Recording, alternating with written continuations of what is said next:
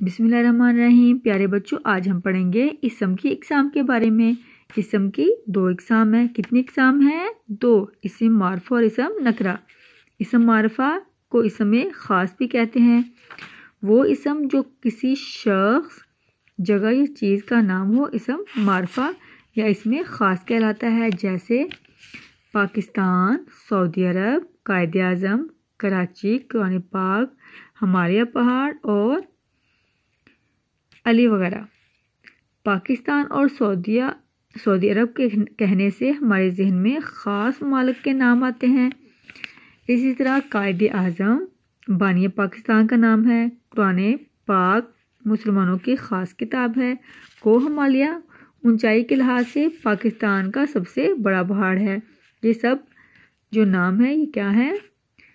ये नाम ख़ास हैं, यानी कि ये कोई और नहीं हो सकते, ये मखसूस हैं क्योंकि इनके साथ कोई ना कोई ख़ास बात वाबस्ता है। इसम नकरा किसे कहते हैं? इसम नकरा इसको इसमें आम भी कहते हैं। किसी आम शख्स, जगह या चीज़ के नाम को इसमें नकरा या इसमें आम कहते हैं। जैसे गांव, शहर। गांव है, प्यारे बच्चों, गांव है, शहर है, लड़का, लड़की, मज़ार, कार, बस, फूल, फल वगैरह, यानी किसी भी चीज़ का जो नाम है आम है, वो हमें पता है कि वो जो हम कॉमनली इस्तेमाल करते हैं उसको कहते हैं इसमें नकरा या इसमें आम। इन अल्फाज से हम ये अंदाज़ा आसानी से लगा सकते हैं कि ये आम नाम है।